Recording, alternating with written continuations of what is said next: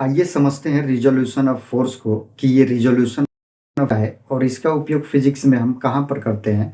तो जैसा कि आप फिजिक्स में देखते होंगे कि बहुत जगह जब हमारे फोर्स का वैल्यू कैलकुलेट करना होता है हमें, तो वहाँ पर हम रिजोल्यूशन ऑफ फोर्स की बात करते हैं।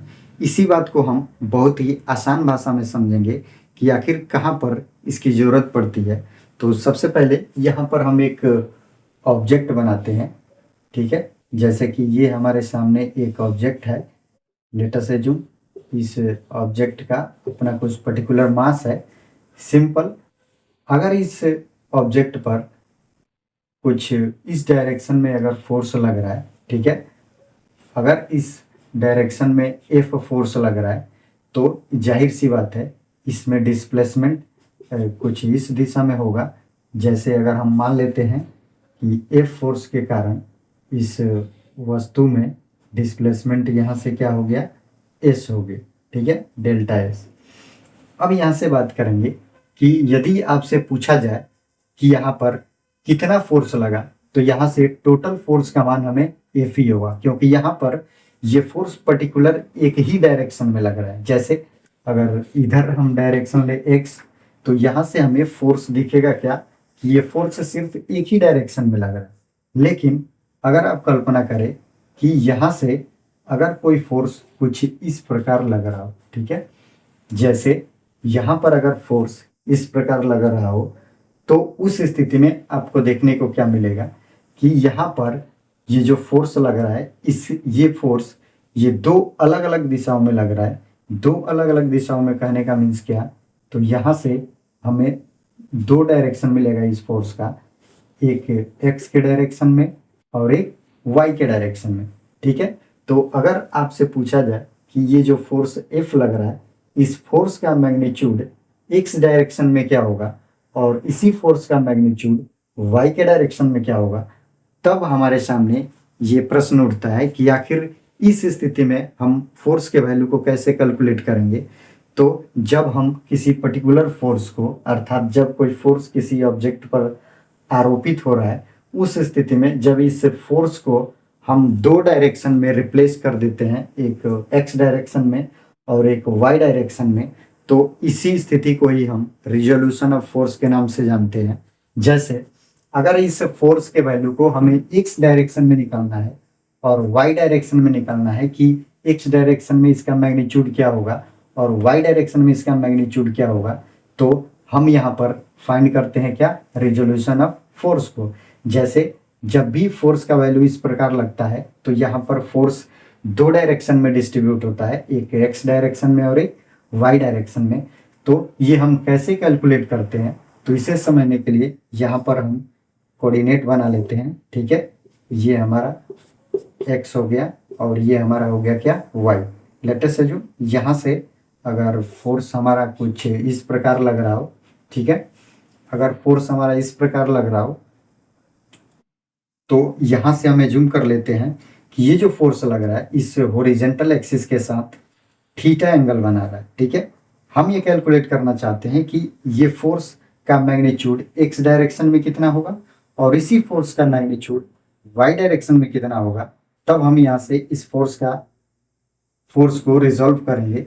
तो यहाँ से इस डायरेक्शन में निकालने के लिए हम यहाँ पर एक परपेंडिकुलर वैल्यू यहाँ से देंगे और एक वैल्यू समझने के लिए यहाँ से देंगे, ठीक है।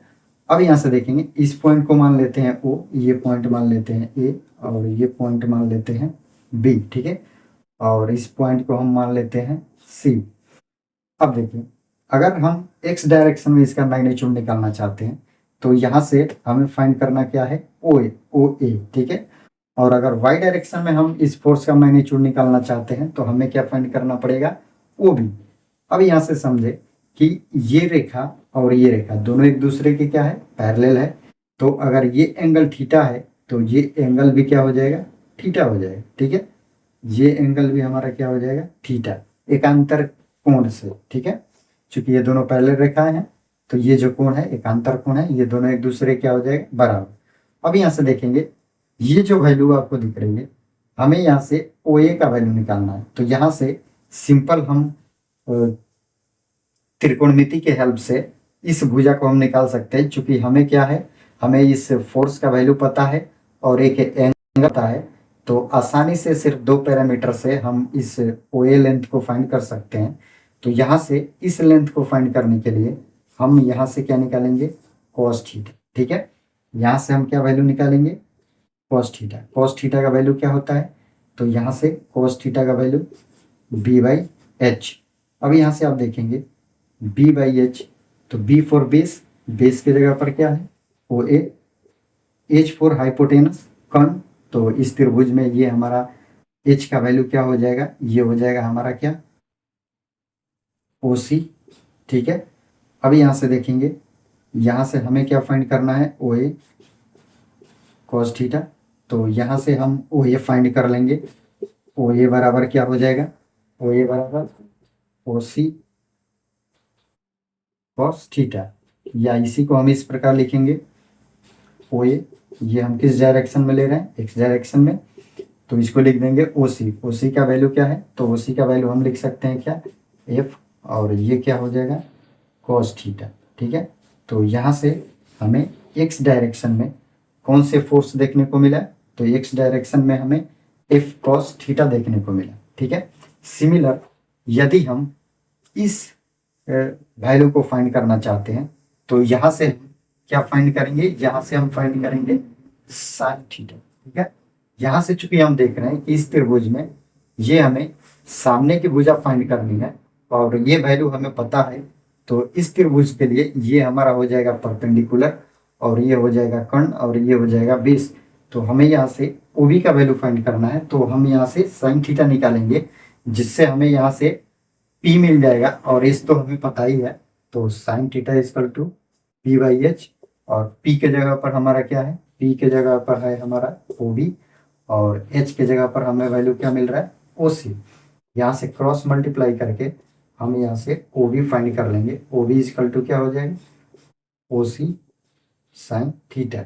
अब यहाँ से देखेंगे ओ बी हमारा यहाँ से क्या है, एक्स डायरेक्शन में, और ओ सी का वैल्यू हम क्या लिख देंगे, एफ, और ये क्या हो जाएगा, साइन थीटा। ठीक है, तो आप यहाँ से आसानी से ओ ए और ओ बी का वैल्यू फाइंड कर सकते हैं, और यही हमें वैल्यू बताता है कि ये जो हम किसी हॉरिजॉन्टल एक्सिस से अगर थीटा एंगल पर कोई फोर्स आरोपित कर रहे हैं, उस स्थिति में जो एक्स डायरेक्शन में इस फोर्स का मैग्नीट्यूड होगा वो हमें ये मिलेगा, और वाई डायरेक्शन में इस फोर्स का मैग्नीट्यूड क्या होगा, तो हमें इससे फाइंड होगा।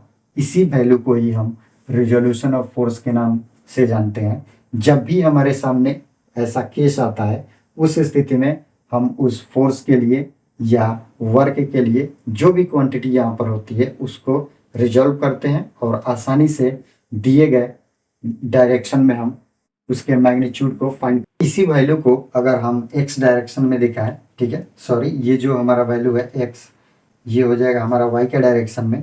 तो अगर इस वैल्यू को हम वाई डायरेक्शन में दिखाएं फोर्स, तो इसी को हम लिखेंगे क्या, F Y equal to F sine theta, और यहाँ से हमें क्या मिलेगा, इसको अगर हम दिखाएं तो ये हमें मिल जाएगा क्या,